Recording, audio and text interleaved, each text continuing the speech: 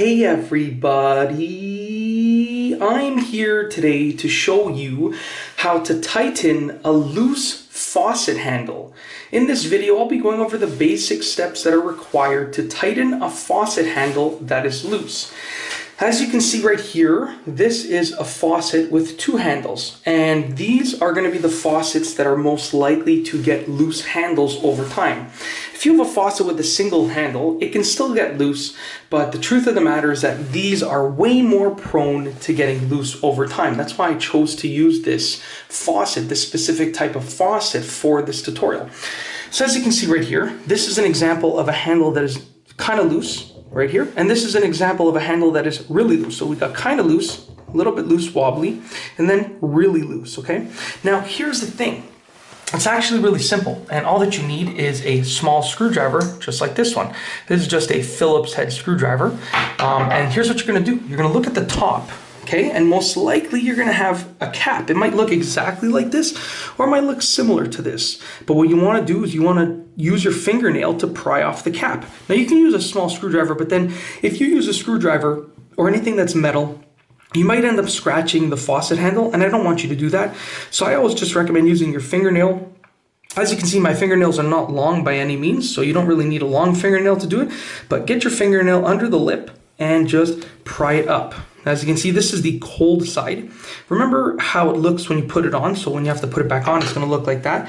All that you gotta do is take a look at that little screw head in there, take your Phillips screwdriver, and just tighten it up, just like that. So as you can see, I can loosen it, or I can tighten it. So I'm gonna tighten it up, just like that. And I usually would use two hands, but because I'm holding the camera with one hand, I'm gonna do my best to hold the faucet in place while turning this to tighten it. Just like that. All right, so now as you can see, that is solid in place. Take your cap, put it back in place. Make sure it looks right, you know, the right orientation. Make sure it looks like the proper letter, okay? And I'm gonna do the same thing with the other side. So we have the hot side over here. On the left, we're gonna pop off the cap. I like to just leave it the right way so that I know what it looks like. Take your screwdriver. Once again, look, this screw is already loose. Like it's already in that position like that. It can move really easily. So I'm gonna take this and I'm gonna tighten it up.